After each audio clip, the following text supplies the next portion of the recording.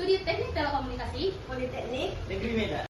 Sebelum kami memaparkan materi kelompok 2, sebelumnya saya akan memperkenalkan anggota kelompok 2. Perkenalkan, saya sendiri, nama saya Pina Simajutak, dan teman saya Iwan Rastian Sapriarase, dan teman saya Vivi Widyana Pitupulu, dan teman saya Chandra Prabowo.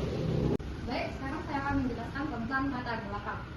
Perkembangan teknologi komunikasi seluler telah berkembang pesat dari 2G ke 4G. LTE atau Long Range Evolution adalah teknologi jaringan dari 4G yang dikembangkan oleh 3G PPP sebagai evolusi dari GSM atau EDGE atau UMTS atau HSPA. LTE meningkatkan kecepatan data, efisiensi spektrum, dan menurunkan latensi sehingga mendukung aplikasi modern seperti video streaming, game online, panggilan video, dan internet atau yang dikenal dengan IoT. Secara teknis, LTE menggunakan OFDMA untuk downlink dan SCFDA untuk uplink agar pemanfaatan spektrum lebih efisiensi dan konsumsi gaya tetap rendah. Arsitektur LTE berbasis Evolved Packet Horn atau EPC dengan konsep Alt-AB di mana semua layanan data dan suara dikirim melalui jaringan internet. Kehadiran LTE memberikan koneksi yang lebih cepat, stabil, dan efisien serta menjadi dasar penting menuju jaringan 5G. Sekarang kita masuk pada rumusan masalah. Yang pertama itu, apa itu teknologi mobil LTE? Terus yang kedua, apa saja karakteristik mobil LTE? Terus yang ketiganya, implementasi mobil LTE di Indonesia. Di sini saya akan menjelaskan tentang pengertian mobile LTE, yaitu mobile LTE adalah teknologi komunikasi seluler generasi keempat atau 4G yang dikembangkan oleh 3GPP sebagai evolusi dari UMTS atau HSPA. Teknologi ini menawarkan kecepatan tinggi, latensi rendah, dan efisiensi spektrum yang optimal. LTE menggunakan OFDMA untuk downlink dan SCFDMA untuk uplink, serta didukung oleh Overloaded Packet Core yang berbasis LTE network. Dalam kondisi ideal, LTE dapat mencapai kecepatan unduh hingga 100 Mbps, kemudian untuk pengguna 50 Mbps dengan latensi sekitar 10 milisekund. Fitur handover memungkinkan koneksi tetap stabil saat berpindah lokasi. LTE menjadi dasar penting bagi perkembangan jaringan 5G. Selanjutnya yaitu perbedaan mobile LTE dengan teknologi LTE. Teknologi LTE mencakup konsep arsitektur dan sistem komunikasi LTE secara keseluruhan, termasuk infrastruktur jaringan, protokol transmisi, dan pengolahan data dalam jaringan 4G. Sementara itu, mobile LTE berfokus pada penerapan teknologi LTE pada perangkat bergerak seperti smartphone, tablet, modem seluler, dan perangkat IoT yang memanfaatkan koneksi data nirkabel berkecepatan tinggi. Dengan demikian, mobile LTE merupakan implementasi praktis dari teknologi LTE, yaitu bagaimana teknologi tersebut digunakan secara nyata untuk mendukung komunikasi dan akses data mobile dalam kehidupan sehari-hari. Sekarang saya akan memaparkan implementasi LTE yang ada di Indonesia. Awal kehadiran LTE di Indonesia itu pada tahun 2013 melalui uji coba operator, yang mana resmi diluncurkan secara komersial pada tahun 2014. Super 4G LTE adalah operator pertama yang meluncurkan pelayanan LTE komersial di Jakarta, dan Medan menggunakan frekuensi 2300 MHz. Selain itu, operator besar seperti Telkomsel, Axiata, Indosat Orindo, dan Smartfren ikut menggelar layanan LTE secara nasional. Nah, selanjutnya saya akan memaparkan awal kehadiran LTE di Indonesia.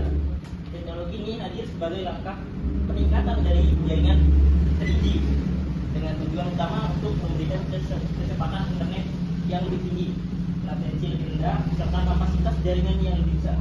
Pada tahap awal, layanan LTE difokuskan di kota-kota besar seperti Jakarta, Surabaya, dan Bandung, sebelum akhirnya diperluas ke berbagai wilayah lain di Indonesia seiring meningkatnya kebutuhan masyarakat akan akses data yang cepat dan stabil. Di sini saya akan menjelaskan spektrum frekuensi LTE yang ada di Indonesia. Yang pertama di sini ada operator, yang kedua ada frekuensi, yang ketiga ada frekuensi, yang keempat ada frekuensi, dan yang kelima itu keterangannya. Yang dimana Telkomsel, Indosat Orindo, dan Axiata sama-sama memiliki band 3 dengan frekuensi yang sama, yaitu 1800 MHz dengan duplexing infinity atau frekuensi division duplex. Dan untuk Telkomsel itu mencakup cakupannya lebih luas, dan untuk Indosat biasanya itu digunakan di perkotaan. Dan yang ketiga itu untuk XLS Data menggunakan layanan yang utama. Dan yang keempat itu ada smartphone yang dimana bandnya itu sedikit lebih tinggi dengan menggunakan band 5 dengan frekuensi yang lebih rendah dibandingkan sebelumnya menggunakan frekuensi 850 MHz dengan frekuensi yang sama yaitu VDD atau frekuensi division duplex dengan keterangan menggunakan di awal migrasi. Dan yang terakhir yaitu port.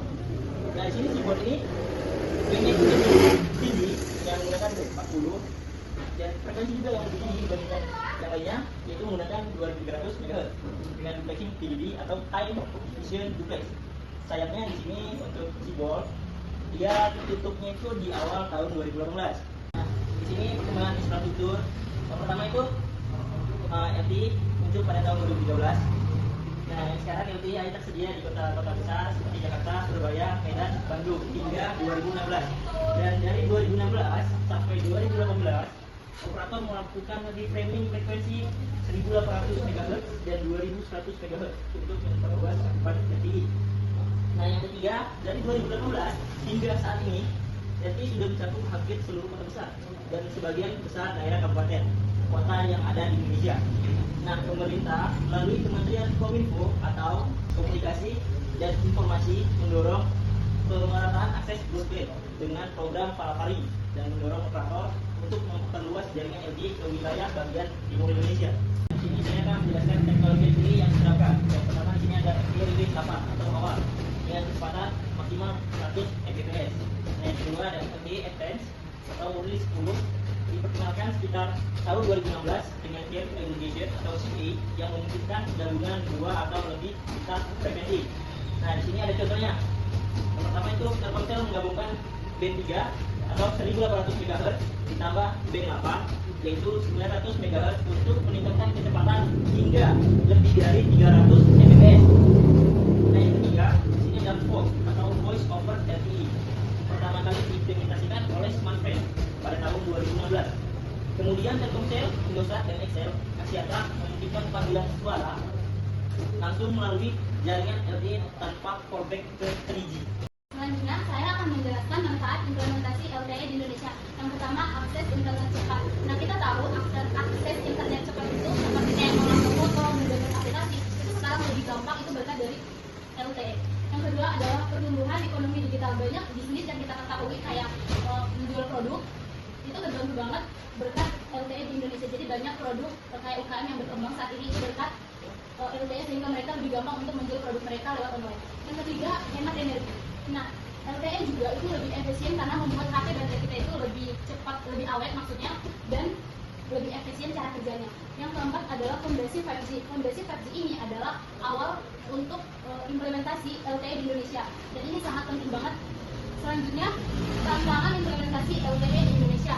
Yang pertama, keterbatasan spektrum frekuensi.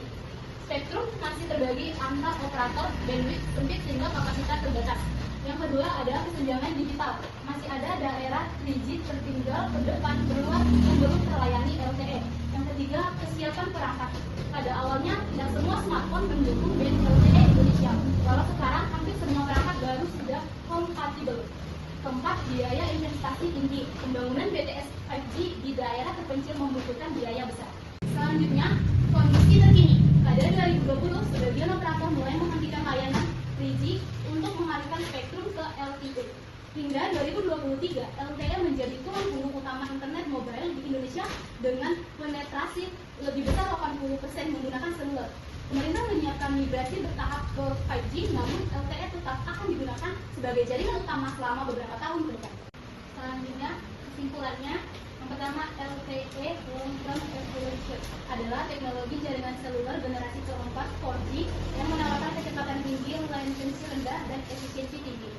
Kedua, LTE menggunakan arsitektur All IP. Teknologi pendukung LTE mencakup MIMO, Multiple Input, Multiple Output. Ketiga, Feature Carry Aggregation atau CA untuk menghasilkan kecepatan lebih besar dan andal.